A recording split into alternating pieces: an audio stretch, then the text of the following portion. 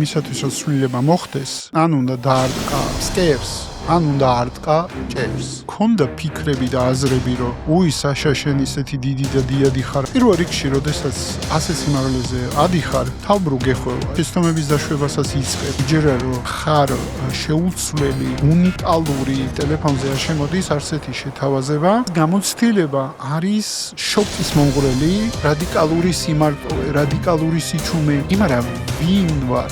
საშა კაცმანი, პოდკასტერი და ედუპრენერი. ინდივიდუალური და ორგანიზაციული ცნობიერების განვითარების მენტორი. ადამიანი, რომლის ლექსიკონში არ არსებობს სიტყვები, მეზარება, ცდი ან ვნახოთ. ხშირად ამბობს, რომ მხოლოდ ახალ მოქმედებას მოაქვს ახალი შედეგი. ის ქმნის სამყაროს, სადაც ყველა ადამიანი არის შეკავშირებული და ავთენტური. საშას მისია ასწავლოს ადამიანებს ეს კავშირი და ავთენტურობა. ხოლო მისი ხედვა შექმნას არაფორმალური განათლების პლატფორმა, რომელიც მისცემს ადამიანებს ცოდნას, უნარებს და გამოცდილებას, რომ თავისუფლად გამოხატონ თავისი თავი. იყვნენ გაბედულები და შექმნან ცხოვრება, რომელიც მათ უნდა. რატო გადაწყვიტე ამ პოდკასტის გაკეთება? მიკროფონი, შტატივი, სტუმარი, ეს ყველაფერი არ არის ჩემთვის ახალი გამოცდილება. პოდკასტები არის ნაწილი ხედვის შევქმნა არაფორმალური განათლების პლატფორმა, იმისთვის რომ ადამიანმა გაბედოს ბიზნესი. შენ სწავლობ ამ წარმატებიდან. მასწავლე იმისა, რომ გშურდეს წარმატების. მე ვამბობ, რომ ნუ გშურს. პირიქით ისწავლე ამ ადამიანისგან, მისი გაზიარებიდან დაინახე შენი თავი. სასარგებლო იყო, არის და იქნება